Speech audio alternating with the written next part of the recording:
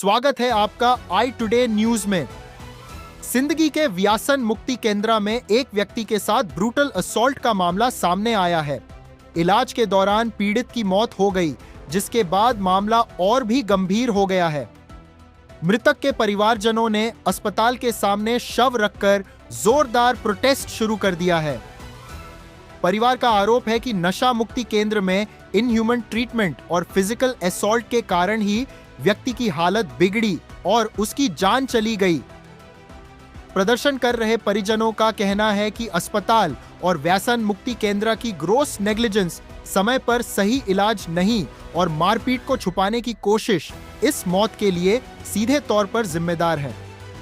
परिवार ने प्रशासन से strict legal action, FIR registration और इंडिपेंडेंट इंक्वायरी की मांग की है।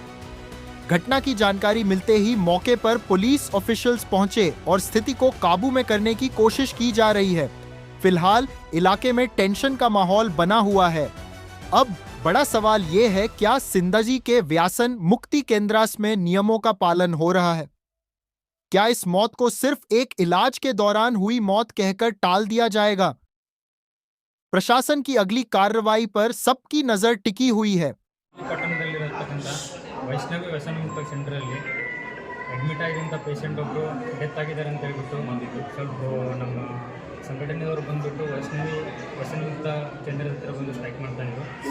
ಆಮೇಲೆ ನಾವಿಲ್ಲಿ ಬಂದು ವಿಚಾರಿಸಲಾಗಿ ಇಲ್ಲಿ ಏನು ಇಲ್ಲಿ ಇನ್ ಪೇಷಂಟ್ಸ್ ಇದ್ರಲ್ಲ, ಇನ್ ಪೇಷಂಟ್ಸನ್ನು ನಾವೆಲ್ಲ ಅವನ್ನೆಲ್ಲ ನೋಡಿದಾಗ ಇಲ್ಲಿ ಒಳಗಡೆ ಸುಮಾರು ಒಂದು 50ರಿಂದ 60 ಜನ ಇನ್ ಪೇಷಂಟ್ಸ್ ಇದ್ದಾರೆ. ಸೊ ನಾವು ಮೊದಲನೇದಾಗಿ ನಮ್ಮ DHO ಮತ್ತು TH ಅವ್ರನ್ನ ಸೇರಿಸ್ಕೊಂಡು ನಮ್ಮ ಮೆಡಿಕಲ್ ಟೀಮ್ದು, ಆಮೇಲೆ ನಾವು ಪೊಲೀಸರು, ಆಮೇಲೆ ನಮ್ಮ ತಾಲೂಕು ಆಡಳಿತದ ಈ ಒಂದು ಏನು ವ್ಯಸನ ಮುಕ್ತ ಸೆಂಟ್ರಿಗೆ ಪರ್ಮಿಷನ್ ಇದೆಯಲ್ಲ ಅಂತ ಹೇಳ್ಬಿಟ್ಟು ಅದನ್ನು ಮೊದಲು ಚೆಕ್ ಮಾಡ್ತೀವಿ. ಪರ್ಮಿಷನ್ ಇಲ್ಲಾರದೆ ಇವೇನಾದರೂ ರನ್ ಮಾಡ್ತಿದ್ರೆ ನಾವು ಕಾನೂನು ಪ್ರಕಾರ ಕೈಗೊಳ್ಳೋಕ್ಕಾಗುತ್ತೆ, ಅದನ್ನು ಕೈಗೊಳ್ತೇವೆ. ಈಗ ಸದ್ಯ ಏನು ಇನ್ ಪೇಷಂಟ್ಸ್ ಇದ್ದಾರಲ್ಲ, ಮೊದಲಿಗೆ ಮೆಡಿಕಲ್ ಚೆಕಪ್ ಮಾಡಿಸ್ತೀವಿ. ಮೆಡಿಕಲ್ ಚೆಕಪ್ ಮಾಡಿಸಿ ಏನು ಅವ್ರ ಪೇರೆಂಟ್ಸಿಗೆ ಏನಾದರೂ ಕಾಲ್ ಮಾಡಿಬಿಟ್ಟು ಅವ್ರ ಮನೆಗೆ ಕಳಿಸ್ಕೊಡ್ತೀವಿ. ಇಲ್ಲ ಅಂದರೆ ಬೇರೆ ರಿಹ್ಯಾಬಿಲಿಟೇಷನ್ ಸೆಂಟರ್ ಬಿಜಾಪುರದಲ್ಲಿದ್ದರೆ ಯಾರು ಲೀಗಲಾಗಿ ಏನು ರನ್ ಆಗಿರುತ್ತಲ್ಲ, ರಿಜಿಸ್ಟರ್ಡ್ ಇರಬೇಕು ಅಂಥ ರಿಹ್ಯಾಬಿಲಿಟೇಷನ್ ಸೆಂಟರ್ಗೆ ಅವ್ರು ನಾವು ಶಿಫ್ಟ್ ಮಾಡುವಂಥ ವ್ಯವಸ್ಥೆ ಮಾಡ್ತೀವಿ. ಸದ್ಯಕ್ಕೆ ಇನ್ನೂ ನಮ್ಮ ಮೆಡಿಕಲ್ ಟೀಮ್ ಬಂದಿದೆ, ನಮ್ಮ ಪೊಲೀಸರಿದ್ದಾರೆ, ಆಮೇಲೆ DHO ಮತ್ತು THO ಬರ್ತಿದ್ದಾರೆ. ಅವ್ರು ಬಂದ ತಕ್ಷಣ ನಾವೆಲ್ಲರೂ ಸೇರಿಕೊಂಡು ಮೊದಲನೇದಾಗಿ ಅವ್ರು ಮೆಡಿಕಲ್ ಟೆಸ್ಟ್ ಮಾಡಿ ಮುಂದಿನ ಪ್ರೊಸೆಸ್ಸು ಕೈಗೊಳ್ತೀವಿ. ಆಮೇಲೆ ಇವಾಗಲೇ ನಿನ್ನೆ ಏನು ಇಲ್ಲಿ ಅಡ್ಮಿಟ್ ಆಗಿದ್ದಂಥ ಪೇಷಂಟ್ ಏನು ಡೆತ್ ಆಗಿದೆ ಅಲ್ಲ, ಸೊ ಅದರದ್ದು ಈಗ ಆಲ್ರೆಡಿ FIR ಆಗ್ತಿದೆ. ಹುಚ್ಚಪ್ಪ ಡೋನರ್ ಅಂತ ಹೇಳ್ಬಿಟ್ಟು ಒಬ್ಬ ಇನ್ ಪೇಷಂಟ್ ವ್ಯಕ್ತಿ ಅವರು ಡೆತ್ ಆಗಿದ್ದಾರೆ, ಇಲ್ಲಿ ಅಡ್ಮಿಟ್ ಆಗಿದ್ದಾರೆ ಅಂತ ಹೇಳ್ಬಿಟ್ಟು ಹೇಳಾಗ್ತಿದೆ. ಸೊ ಅವ್ರದ್ದು FIR ಆದ ತಕ್ಷಣ ನಾವು ಪೋಸ್ಟ್ ಮಾರ್ಟಮಲ್ಲಿ ಏನು ರಿಪೋರ್ಟ್ ಬರುತ್ತಲ್ಲ ಅದನ್ನು ನೋಡಿಕೊಂಡು ಕಾನೂನು ಪ್ರಕಾರ ಪೊಲೀಸರು ಕ್ರಮ ಕೈಗೊಳ್ತಾರೆ. ಸರ್, ಈಗ ನೀವು ಈ ದವಾಖಾನೆಗೆ ವಿಸಿಟ್ ಮಾಡಿರಿ, ಅವ್ರ ಲೈಸೆನ್ಸ್ ಆದೋ ಇಲ್ಲೋ? ಅಲ್ಲ, ಈಗ ಇನ್ನೂ ಚೆಕ್ ಮಾಡಬೇಕಲ್ಲ. ಈಗ ಸದ್ಯದ ಮಟ್ಟಿಗೆ ನಮ್ಗೆ ಯಾವುದೇ ದಾಖಲೆಗಳಂತ ನಮಗೆ ಕೊಟ್ಟಿಲ್ಲ ಲೈಸೆನ್ಸ್ ರಿಲೇಟೆಡು. ನಾವು ಅದನ್ನು ಎನ್ಕ್ವೈರಿ ಸ್ಟೇಜಲ್ಲಿ ಅದನ್ನು ನಾವು ನಿಮಗೆ ಈಗ ಅಲ್ಲಿವರೆಗೂ ಇದನ್ನು ಸೀಸ್ ಮಾಡ್ತಿರೋ ಅಥವಾ ಯಾವ ಕ್ರಮ ತಗೋತಿರೋ? ಈಗ ಸದ್ಯ ಯಾಕಂದ್ರೆ ಸರ್, ನೀವು ಇಲ್ಲಿ ಬಂದಿರಿ, ಅವ್ರ ಡಾಕ್ಯುಮೆಂಟ್ಸು ಇಲ್ಲ, ಇಲ್ಲಿ ಪೇಷಂಟ್ನು ನೀವು ಸ್ಥಳಾಂತರ ಮಾಡ್ತೀನಿ ಎಲ್ಲ ಹತ್ತೀರಿ ಅಂದ್ರೆ ಈ ಬಿಲ್ಡಿಂಗ್ ಏನು ಅಲ್ಲಿವರೆಗೂ ಸೀಸ್ ಮಾಡೋರು? ಇಲ್ಲ, ಇದು ಹಣ್ಣು ಹತ್ತಿರ ಇದ್ದರೆ ನಾವು ಇಮಿಡಿಯೇಟ್ ಆಗಿ ಇದನ್ನು ಶಿಫ್ಟ್ ಮಾಡಬೇಕಾಗತ್ತೆ. ಇದನ್ನು ರನ್ ಆಗಕ್ಕೆ ಬಿಡಲ್ಲ. ಸೊ ಇಲ್ಲಿ ಮ್ಯಾನೇಜ್ಮೆಂಟ್ದವರು ಯಾರೂ ಇಲ್ಲ. ಇಲ್ಲಿರೋರು ಜಸ್ಟ್ ಒಂದು 2-3 ಜನ ನರ್ಸ್ ಇದ್ದಾರೆ ಒಳಗಡೆ, ಮತ್ತು ಅವ್ರ ಜೊತೆ ಪೇಷಂಟ್ಸ್ ಇದ್ದಾರೆ ಅಷ್ಟೇ. ಸೊ ಈಗ ಇದನ್ನು ಯಾರು ಮ್ಯಾನೇಜ್ಮೆಂಟ್ದವರು ರನ್ ಮಾಡ್ತಿದ್ದಾರಲ್ಲ, ಅವ್ರನ್ನ ನಾವು ಫಸ್ಟಿಗೆ ಪತ್ತೆ ಹಚ್ಚಿಬಿಟ್ಟು ನಂತರ ಇದನ್ನೇನು ಬಿಲ್ಡಿಂಗ್ ಸೀಸ್ ಮಾಡೋಕ್ಕಾದ್ರೆ ಸೀಸ್ ಮಾಡಲೇಬೇಕಾಗುತ್ತೆ. ನನ್ನ ಹತ್ರ ರನ್ ಮಾಡೋಕ್ಕಾಗಿದ್ರೆ ಇದನ್ನು ಕಂಟಿನ್ಯೂ ಮಾಡೋಕ್ಕಾಗಲ್ಲ. ಸೊ ಸೀಸ್ ಮಾಡಿಬಿಟ್ಟು ಆಮೇಲೆ ಪೇಷಂಟ್ಸನ್ನು ರಿಹ್ಯಾಬಿಲಿಟೇಷನ್ ಸೆಂಟರ್ಗೆ ಅಥವಾ ಅವ್ರವ್ರ ಪೇರೆಂಟ್ಸ್ ಹತ್ರ ಅವ್ರನ್ನ ಕಳಿಸ್ಕೊಡ್ತೀವಿ. ಸರ್, ಇಲ್ಲಿ ಯಾರು ನೋಡ್ಕೊಳ್ತಾ ಇದ್ರು ಅಂದರೆ ಡಾಕ್ಟರ್ ಹೆಸರುಗಳು ಅವರು ನೋಡ್ಕೊಳ್ಳೋಂಥ ಇದ್ದಂಥವ್ರು ಯಾರು ಇಲ್ಲ, ಇನ್ನೂ ಅದ್ರ ಬಗ್ಗೆ ಮಾಹಿತಿ ಇಲ್ಲ. ವೈಷ್ಣವಿ ರಿಹ್ಯಾಬಿಲಿಟೇಷನ್ ಸೆಂಟರ್ ಅಂತ ಇದೆ.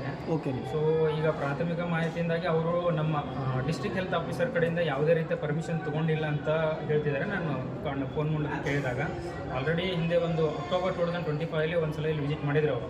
ನಮ್ಮ DHO ಮತ್ತು ಪೊಲೀಸರೆಲ್ಲ ವಿಸಿಟ್ ಮಾಡಿದಾಗ ಅವಾಗಲೇ ಅವರು ಇದು ಮಾಡಿರಲಿಲ್ಲ. ಅವಾಗ ಅವ್ರಿಗೆ ನೋಟಿಸ್ ಕೊಟ್ಟು ಸೈಕಿಯಾಟ್ರಿಸ್ಟ್ ಎಲ್ಲ ಇರಬೇಕಂತ ಹೇಳಿದರು, ಬಟ್ ಅವರು ಕಂಪ್ಲೈ ಆಗಿಲ್ಲ ಇದು. ಸೊ ಹಂಗಾಗ್ಬಿಟ್ಟು ಈಗ ನೋಡೋಣ ಕಾನೂನು ಪ್ರಕಾರ ಏನು ಕೈ ಕೈಗೊಳ್ತೀವಿ ನಾವು ಕೈಗೊಳ್ತೀವಿ. ಸರ್, ಇಲ್ಲಿ ತನಕ ಆದರೂ ಸರ್ ಪ್ರೈಮರಿ ಅವ್ರ ಹೆಸರು ಗೊತ್ತಾಗಿಲ್ಲ ಸರ್, ಯಾರ ಹೆಸರಲ್ಲಿ ರಿಜಿಸ್ಟ್ರೇಷನ್ ಆಗಿದೆ ಅಥವಾ ಯಾರ ಹೆಸರು ಇಲ್ಲಿ ನಡ್ಸ್ಕೊಂಡು ಹೋಗ್ತಾರೆ ಡಾಕ್ಟರ್ ಯಾರು ಅನ್ನುವಂಥದ್ದು ಆಗಿಲ್ಲ ಸರ್. ಇಲ್ಲ, ಸದ್ಯಕ್ಕಂತೂ ಈ ಮಟ್ಟಿಗೆ ಗೊತ್ತಾಗಿಲ್ಲ. ಇನ್ನೇನು ಈವ್ನಿಂಗ್ ಅಥವಾ ಇನ್ನೊಂದು ಅವರಲ್ಲಿ ಅದೆಲ್ಲ ಗೊತ್ತಾದ ತಕ್ಷಣ ತಗೋತೀವಿ ಸರ್. ಇದು ಹೆಂಗ್ ಆಗಿದೆ ಅಂದ್ರೆ ನೀವು ಹೇಳ್ತಿರೋ ಉತ್ತರ ಗೊತ್ತಿದ್ದು ಬಚಾವ್ ಮಾಡ್ತಿದ್ದೀರಾ ತಾಲೂಕು ಆಡಳಿತವೇ ಅನ್ನಿಸ್ತಾ ಇದೆ. ಯಾಕಂದ್ರೆ ವೈದ್ಯರು ಇದ್ದಾರೆ, ಒಬ್ರು ಪೊಲೀಸ್ ಇಲಾಖೆಯಲ್ಲಿ ಅವ್ರ ಮನೆಯವ್ರು ಕೆಲಸ ಮಾಡ್ತಾರೆ ಅಂತ ಇಡೀ ಜಗತ್ತಿಗೆ ಗೊತ್ತಿದೆ. ನೀವ್ ಏನ್ ಹೇಳ್ತಾ ಇದ್ರೆ ಇದು ಕನ್ಫ್ಯೂಸ್ ಆಗ್ತಾ ಇಲ್ಲ ಅಂತಕ್ಕಂಥದ್ದು. ನೀವು ಅವ್ರ ವೈದ್ಯರ ಹೆಸರೇ ಗೊತ್ತಿಲ್ಲ ಅನ್ನೋದು ಇದು ಸಮಂಜಸವಾದ ಉತ್ತರ ಅಲ್ಲ ಅನ್ಸುತ್ತೆ ಸರ್. ಆಲ್ರೆಡಿ ಒಂದು ಆಡಿಯೋನು ರಿಲೀಸ್ ಆಗಿದೆ. ನನಗೆ ಬಂದಿರೋ ಮಾಹಿತಿ ಪ್ರಕಾರ ಯಾರು ದೇವರೊಬ್ಬರಿಗೆ ಠಾಣೆಯಲ್ಲಿ ಕಾರ್ಯನಿರತರಂಥ ಪೊಲೀಸರು ಅವ್ರ ಮಿಸ್ಸಸ್ಸು ಯಾವುದೋ ಒಂದು ವೈದ್ಯಕೀಯ ಡಿಗ್ರಿ ಮಾಡಿಕೊಂಡು ಇದನ್ನ ರನ್ ಮಾಡ್ತಿದ್ದಾರೆ ಅಂತ ಹೇಳ್ಬಿಟ್ಟು ಅವ್ರು ಹೇಳಿದ್ದಾರೆ ಅಷ್ಟೇ. ಇದು ಪ್ರಾಥಮಿಕ ಮಾಹಿತಿ, ಇನ್ನೂ ಕನ್ಕ್ಲೂಸಿವ್ ಇಲ್ಲ. ಸೊ ಸದ್ಯಕ್ಕೆ ಅದು ಅದೇ ಅವರು ಯಾರು ರನ್ ಮಾಡ್ತಿದಾರಲ್ಲ ಅವ್ರ ಲೇಡಿಯವ್ರ ಹೆಸರು ಮಂಜುಳಾ ಸಿದ್ದು ಮರುಡಿ ಅಂತ ಹೇಳ್ತಿದ್ದಾರೆ. ಸೊ ಅದು ತನಿಖೆಯಲ್ಲಿ ಇನ್ನೊಂದ್ಸಲ ಕನ್ಫರ್ಮ್ ಆಗುತ್ತೆ ಸರ್. ಹಾಗಾದರೆ ಆರೋಗ್ಯ ಇಲಾಖೆ ಇದರಲ್ಲಿ ವೈಫಲ್ಯತೆ ಜಾಸ್ತಿ, ಅಂದರೆ ಈ ಥರ ಆಸ್ಪತ್ರೆಗಳು ಇದ್ರೂ ಸಹ ಆರೋಗ್ಯ ಇಲಾಖೆ ಅದ ಇಲ್ಲೋ ಅನ್ನೋಂಥದ್ದು ಕೇಳೋಣ. ಅವ್ರನ್ನು ಬೇಕಾದ್ರೆ ನಾವು TH ಅವರು ಬರ್ತಿದ್ದಾರೆ, ನಾನು ಅವ್ರಿಗೂ ಎನ್ಕ್ವೈರಿ ಸರ್ ಮೇನ್ ಸಮಸ್ಯೆನೇ THO ಅವರು ಕೇಂದ್ರದಲ್ಲಿ ಇರಲ್ಲ. ಅವರು ಡೆಪ್ಟೇಷನ್ ಮೇಲೆ ಹಾಕಿದ್ದಾರೆ ಅನ್ನೋದು, ಹೊರಗಡೆ ಹೋಗೋದು ಡೆಪ್ಟೇಷನ್. ಹಂಗಿದ್ರೆ ಒಂದು ತಾಲೂಕು, ಯಾಕಂದ್ರೆ ನಗರಸಭೆ ಐತಿ, ಈಗ ಎಲ್ಲ ರನ್ ಆಗಲ್ಲ ಸರ್. ಅವ್ರು ಮೊದಲು THO ವಿರುದ್ಧನೇ FIR ಮಾಡಿ. ಇಂಥ ಕೇಂದ್ರಗಳು ಎಷ್ಟು ಲೀಗಲ್ ಆಗಿವೆ, ಇಲ್ಲೀಗಲ್ ಆಗಿವೆ ಅನ್ನೋದು ನೋಡ್ಬೇಕಾಗಿರೋದೇ THO ಅವ್ರ ಕೆಲಸ. ಅವ್ರು ಮಾಡದೆ ಇಲ್ಲೊಂದು ಶವವನ್ನು ಇಟ್ಟು ಧರಣಿ ಕೂತಿದ್ದಾರೆ, THO ಅವ್ರು ಬರಲ್ಲ ಅಂದ್ರೆ ಇದು ಯಾಕೋ ಉಡಾಪೆತನದ ಅಧಿಕಾರ ಅನ್ಸುತ್ತೆ. ಇಲ್ಲ, ನಾನು ಕಾಲ್ ಮಾಡಿ ಹೇಳಿದ್ದೀನಿ, ಅವ್ರು ಬರ್ತಿದ್ದಾರೆ.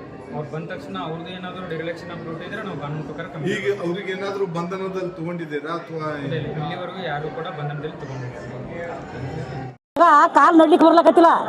1 ಲಕ್ಷ ಹಾಕಿ ನನ್ನ ಮಗನಿಗೆ ಅಟ್ಟು ಹೊಡಿ, 1,000 ರೂಪಾಯಿ ಕಡಿಮೆ ಇದ್ದಾಗ ನಾವು ತಿರುಗಾಡಿ ಹತ್ತ 1,000 ಕಡಿಮೆ ಇದ್ದಾಗ ನನ್ನ ಮಗನಿಗೆ ಹೊಗೆ ಬಿಟ್ಟಿಲ್ಲ. ಅವರು ಬಾಂಕ ಮಾಡ್ತಾನೆ, ನಾನು ಬ್ಯಾಗಿನ ಕೆಲಸ ಪೂಸಟ್ಟೆ ಮಾಡಿಸ್ಕೊಂಡ್ರೆ ನನ್ನ ಮಗನಿಗೆ ಮತ್ತೆ ಅಟ್ಟು ರೊಕ್ಕ ತೊಗೊಂಡ್ರೆ ಅವರು 5 ಸಾರಿ ಹಾಕಿನ್ರಿ. 5 ಸಾರಿ ಹಾಕಿದ್ರೆ ಇವು ಕಾಲು ಹಿಂಗೆ ಊರ್ಲಕ್ಕೆ ಬರ್ಲಾಕತ್ತಿಲ್ರಿ. ಆ ನಮ್ಮನ್ನು ಹೊಡೆದಾನ. 1 ರೂಪಾಯಿ ಕಡಿಮೆ ಇತ್ತು ನನ್ನ ಮಗನಿಗೆ ಹೊಗೆ ಬಿಟ್ಟಿಲ್ಲ ಅವರು. ರೀ ಹೋಗ್ಯಾನ್ರಿ ಕೆಲ್ಸಕ್ಕೆ, ನಿಮ್ಮ ದವಾಖಾನೆ ತೋರ್ಸ್ಕೊಂಬಂದಿರಿ, ಮತ್ತೆ ಹೋಗ್ಯಾನ್ರಿ. ಕಾಲು ನಡ್ಲಿಕ್ಕೆ ಬರ್ಲಾಕತ್ತಿಲ್ರಿ. ಈಗ ಬಿಡ್ಸ್ಕೊಂಬಂದು ಮತ್ತೆ ಒಂದು 2-3 ತಿಂಗಳು ಆಯ್ತದೆ. ಸಾಯಿ ಹೊಡಿತಾಗ ನನಗೆ ಹೇಳಿಕೆ ನಾವು ಬಿಟ್ಟೇವಿ. ಈಗ ಬಿಡ್ಸ್ಕೊಂಬಂದು ಕಿಸಿದ ಆ ಕಡೆ ತೋರಿಸಿ ಒಂದು ಗೌಂಟಿ ಔಷಧಿ ಕೊಡಿಸ್ಕೆ ಸಣ್ಣ ಕೆಲ್ಸಕ್ಕೆ ಹೋಗ್ಲಾಕತ್ತೇನ್ರಿ. ನಮ್ಗೆ ಮತ್ತೆ ಮನೆ ದುಡಿಯೋದಿಲ್ರಿ, ಅವನೇ ದುಡಿಯೋದನ್ರಿ. ಅವ ದುಡಿತಾನ ನಮ್ಮ ಸಂಸಾರ ನಡೆಯಂಗಿಲ್ಲ ನಮ್ಗೆ. ಅವನೇ ದುಡಿಯೋದನ. ಹಿಂಗೆ ಮಾಡಿ ಇಟ್ಟರೆ ಬರೀ ಕೊಟ್ಟಿನ ತಿಳ್ತಾಗ ಸಹ ಏನು ಔಷಧಿನಿಲ್ಲ, ಗುಳಿಗೇನಿಲ್ಲ. 1 ಲಕ್ಷ ಮ್ಯಾಲೆ ಹಾಕಿನ್ರಿ ನಾವು ರೊಕ್ಕ. ಇಲ್ಲೇ ರೀ ಸಸ್ತಿ. ಒಂದು ತಿಂಗಳಿಗೆ 12,000 13,000 ತಗೊಳ್ಳೋದು. ಅವೇನು ಚೀಟಿ ನಮ್ಮ ಆಧಾರ್ ಕಾರ್ಡ ನಮ್ಮ ಸಹಿ ಸತ್ತು ನೀವು ಏನು ಕೇಳಬಾರ್ದು. ಜಾಬದಾಗ ಅಲ್ಲ, 3 ಮಂದಿ ಸಹಿ ಎಲ್ಲ ಫೋಟೋ ಗೀಟು ಎಲ್ಲ ತಗೊಂಡೆ ಅವರು ಮಾಡ್ಕೊಂಡ್ರಿ ಮೊದಲು. ನಮಗೆ ಬಿಟ್ಟಿಲ್ರಿ.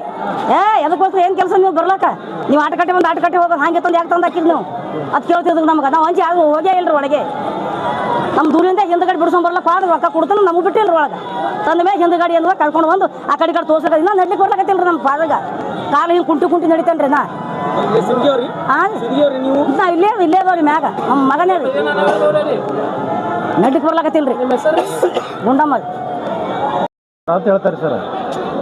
ದಿನನಿತ್ಯ ಇವ್ರು ಏನು ಮಾಡ್ತಾರತ್ತಂದ್ರೆ ಇದು ಕಟ್ತಾರತ್ರಿ ಸರ್, ಮಂಚ ಕಟ್ಟಿ ನಾವೇನಪ್ಪ ಹೊರಗೆ ಈಗ ಬಂದವ್ರು ಕೇಳಿದ್ರಿ ಸರ. ಈ ಘಟನೆ ಏನು ನಡೆದ ಮೇಲೆ ಒಂದು 4ರಿಂದ 5 ಜನ ಈ ಸದ ಇಲ್ಲಿ ಇರೋ ಜನದೊಳದಾಗೆ ಅದ ರೀ. ಈ ಹೊಡ್ಸ್ಕೊಂಡು ಬಂದವ್ರ ಸುತ್ತಾಕಿ ಒಂದು 4-5 ಜನ ಹೇಳೋದೇನಂದ್ರೆ ಕುಡಿತಾರತ್ರಿ. ಅವ್ರ ಮುಂದೆ ಕೂತು ಮೊದಲು ತಲೆ ಬೋಳಿಸ್ತಾರತ್ರಿ. ತಲೆ ಬೋಳಿಸಿ ಆಮೇಲೆ ಏನಪ್ಪ ಅಂದ್ರೆ ಅವ್ರ ಮುಂದೆ ಕೂತು ಕುಡಿತಾರತ್ರಿ. ಕುಡ್ದಕ್ಕೆ ಇಲ್ಲಿಂದ ಮಂಚಕ್ಕೆ ಕಟ್ಟಿ ಹೊಡಿತಾರತ್ರಿ ಇವರು. ಏನು ಮನುಷ್ಯರು ಮಾಡ್ಯಾರ ಈ ಬೋಸುಡಿ ಮಕ್ಕಳತ್ತ ಏನು ತಿಳಿದಾರಿ ಇವರು? ಏನು ಪ್ರಾಣಿಗಳು ಮಾಡ್ಯಾರ ಇವರು? ಒಬ್ಬ ಮನುಷ್ಯ ಅನ್ಯಾಯವಾಗಿ ಒಬ್ಬನ ಜೀವ ಹೊಡೆದ್ರಿ. ಇದು ಯಾವ ಇಲಾಖೆಯೇ ಬರ್ತದ? ಅದನ್ನು ಸ್ವಲ್ಪ ಏನಪ್ಪ ಅಂದ್ರೆ ನೀವು ಮೀಡಿಯಾ ಮುಖಾಂತರ ಕೇಳ್ಬೇಕ್ರಿ ದಯಮಾಡಿ. ಇದು ಯಾವ ಇಲಾಖೆ ಬರ್ತದ? ಯಾರು TH ಅವ್ರು ಕೊಟ್ರ, DH ಅವ್ರು ಕೊಟ್ರ, ಅಥವಾ ಯಾವ್ದಾರು ಒಂದು ಮಿನಿಸ್ಟ್ರಿ ಕೊಟ್ಟನ? ಈ ಇಲಾಖೆ ನಮಗಂತೂ ನಿಜವಾಗ್ಲೂ ಗೊತ್ತಿಲ್ಲ. ಏನಪ್ಪ ಅಂತಂದ್ರೆ ಒಂದು ಮಾಡ್ಲಕತ್ತಾರ ಅವ್ರು ಒಂದು ಇಲಾಖೆದಾಗ ವರ್ಕ್ ಮಾಡ್ತಕ್ಕಂಥವ್ರು, ಒಂದು ಪೊಲೀಸ್ ಏನೋ ಒಡನಾಡಿಗಳಂತ ಹೇಳಿಕೆ ಇದು ಏನಪ್ಪ ಅಂತಂದ್ರೆ ಅವ್ರು ಕುಡಿತಾರ, ಒಂದು ನಶೆಯಿಂದ ಮುಕ್ತ ಆಗಲಿ ಅನ್ನೋ ಒಂದು ದೃಷ್ಟಿಕೋನದಿಂದ ಹಾಕಿದ್ರು ಸರ್. ಹಿಂಗೆ ಜೀವ ಹೊಡಿತಾರತ್ತಂದ್ರೆ ಯಾರು ತಂದು ಹಾಕ್ತಾರೆ ಸರ್? ಇಲ್ಲಿ ಹೋಗೋರೆಲ್ಲರೂ ಪ್ರತಿಯೊಬ್ಬರು ಕೈ ಮುಗಿದು ಹೋಗ್ತಾರೆ ರೀ. ಅವ್ರ ಮಿಸ್ಸಸ್ ಅವರೇ ಡಾಕ್ಟರ್ ಅಂತ ಹೇಳ್ತಾರೆ. ಅವರು ಈ ಸದ್ಯ ಇದನ್ನ ನಡೆಸ್ತಕ್ಕಂಥವ್ರು ಏನಪ್ಪ ಅಂದ್ರೆ ಪೊಲೀಸ್ ಇಲಾಖೆದಾಗ ವರ್ಕ್ ಮಾಡ್ತಾರೆ ದೇವರಪುರ ಒಳಗೆ ಸಿದ್ದು ಅಂತ ಹೇಳ್ರಿ ಮುರುಡಿ ಅಂತ ಹೇಳಿ ಅವ್ರ ಮಿಸ್ಸಸ್ ಅವರೇ ಡಾಕ್ಟರ್ ಅದಾರಿ ಏನು ಮಾಡ್ಯಾರ ಏನು ಗೊತ್ತಿಲ್ಲ ಸರ್. ಈಗ ಈಗ ಟಿ ಎಚ್ ಅವ್ರಿಗೆ ಕೇಳಿದ್ರೆ ಟಿ ಎಚ್ ಅವ್ರು ಹೇಳ್ತಾರ ಇಲ್ರಿ ಸರ್ ಈಗ ಏನು ನಮ್ಮ ಗಮನಕ್ಕೆ ಬಂದದ ಅಂತ ಹೇಳ್ತಾರೆ. ಮತ್ತೆ ಗಮನಕ್ಕೆ ಬಂದ್ರೆ ಟಿ ಎಚ್ ಅವ್ರು ಎದಕ್ಕೆ ಅದಾರಿ ಎದಕ್ಕೆ ಅದಾರ ಹೇಳ್ರಿ? ಇಂಥವೆಲ್ಲ ನಡೆದವ ಮಾಡ್ಯಾವಲ್ರಿ, ಒಳ್ಳೆ ರೀತಿಯಿಂದ ನಡೆದ್ರೆ ಅದಕ್ಕೆ ಪ್ರೋತ್ಸಾಹಿಸಬೇಕು. ಈ ರೀತಿ ಆಗ್ತಾ ಬಂದ್ರೆ ಬಂದು ಯಾವಾಗ ಒಂದ್ಸಲ ಅಲ್ಲಕ ಬಂದು ವಿಸಿಟ್ ಮಾಡಿ ನೋಡಬೇಕು ಯಾವ ಥರ ಟ್ರೀಟ್ಮೆಂಟ್ ಕೊಡ್ತಾರ, ಯಾವ ಮೆಡಿಸನ್ ಕೊಡ್ತಾರ, ಇವ್ರು ಮಾಡ್ತಕ್ಕಂಥ ಕೆಲಸಗಳು ಏನಾರ ಒಂದು ಗಮನಕ್ಕೆ ತಂದು ಅದು ಸರಿಯಾದ ರೀತಿಯಲ್ಲಿ ಇದ್ರೆ ಮುಂದುವರಿಸಬೇಕು. ಇಲ್ಲಿಲ್ಲಪ್ಪ ಇಂಥ ಬಂದ್ ಮಾಡಿಸ್ಬೇಕ್ರಿ. ಇಲ್ಲಿಲ್ಲ ಅಂದ್ರೆ ಅಮ್ಯಾಕ್ ಜೀವಗಳು ಆಗ್ತಾವ. ಏನು ಇಲ್ರಿ, ಇವತ್ತಿಗೆ ನಮ್ಗೆ ಗಮನಕ್ಕೆ ಗೊತ್ತಾಗದ ಅಂದ್ರೆ ಏನಂತಂದ್ರ ಇವ್ರು ದಾರು ಬಿಡಿಸೋ ಸಂಬಂಧ ಏನು ಯಾವುದೇ ಮೆಡಿಸನ್ ಕೊಡಲ್ಲ, ಯಾವುದೇ ಇಂಜೆಕ್ಷನ್ ಇಲ್ಲ. ಇವ್ರು ಏನು ಮಾಡ್ತಾರೆ ಅಂದ್ರೆ 1 ತಿಂಗಳು 2 ತಿಂಗಳು ಇಟ್ಕೊಂಡು ಅವ್ರ ಮನಸ್ಸ ಇಚ್ಛೆ ಹೊಡಿತಾರೆ. ಹೊಡೆದವ್ರು ಎಲ್ಲರೂ ಪ್ರತಿಯೊಬ್ಬರು ಅಲ್ಲಿಂದ ಒಳಗಲಿಂದ ಬಂದವ್ರು ಏನು ಮಾಡ್ತಾರೆ ಅಂದ್ರೆ ಬರೀ ಕೈ ಮುಗಿಯೋದು ನಡೆದು. ಯಾರೇ ಸಿಗಲಿ, ಮಗನೇ ಬರಲಿ, ತಂದೆನೇ ಬರಲಿ, ತಾಯಿನೇ ಬರಲಿ, ಯಾರೇ ಬಂದರೂ ಕೈ ಮುಗಿಯೋದು ನಡೆದ ಬರೀ ಯಪ್ಪ ಬಿಡ್ರಿ ನಮ್ಗೆ. ಅದು ಒಂದು ಪರಿಸ್ಥಿತಿಗೆ ಅಲ್ಲಿಗೆ ತಂದು ಇಡ್ಲತ್ತಾರೆ ಅವರು. ಹೊಡೆದು ಬಡ್ದು ಇದು ಮಾಡಿ ಏನಪ್ಪ ಅಂತಂದ್ರೆ ಅವ್ರಿಗೆ ಭಯದ ವಾತಾವರಣ ಯಾವ ಥರ ಅಂದ್ರೆ ಮನೆಗೆ ಹೋದ್ರೆ ಇನ್ನೊಂದ್ಸಲ ಹಾಕಿದ್ರಪ್ಪ ಮತ್ತೆ ಜೀವ ಹೊಡಿತಾರೆ ಇವರು.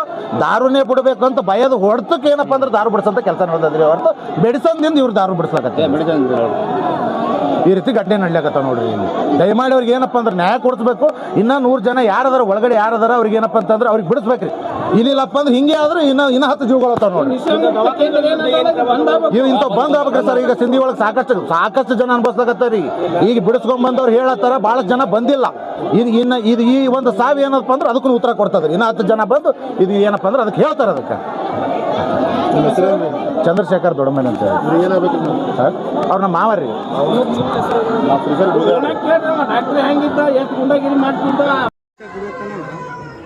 ಬರೀ ಅವ್ರಿಗೆ ಹೇಳಿ ಹಿಡ್ದೆ ಹಿಡಿಯೋದಕ್ಕೆ ಚೈನ್ ಕಡ್ದು ಚೈನ್ ಆ ಚೈನ್ ಕಟ್ಟಿ ಅವತ್ತೇ ಸಯಾವನ ನಮ್ಮ ಧಾರವಾಡದಿಂದ ನಮ್ಮ ಅವ್ರು ಬಂದರು ಬಿಡಿಸ್ಕೊಂಡು ಹೋದ್ರು. ಅವ್ರು ಪುಣ್ಯ ಏನಿಲ್ಲ, ನಾ ಇದ್ದೀನಿ ಅಬ್ದುಲ್ ಕಲಾಂ ಬರ್ಬಾರ್ದು.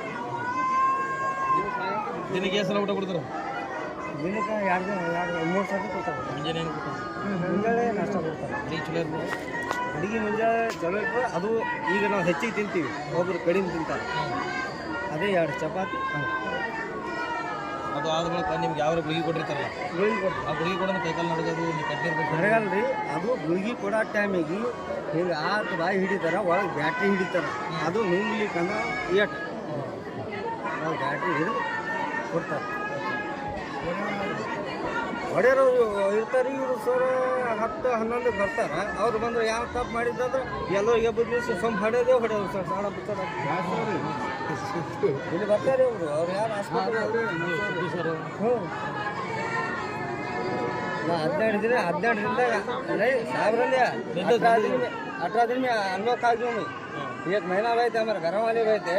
हमारे धारवाड़ से मामू आया को बुलाई थी। अब सब हमारे मामू कुछ इसमें डाले थे कहाँ हुबली में।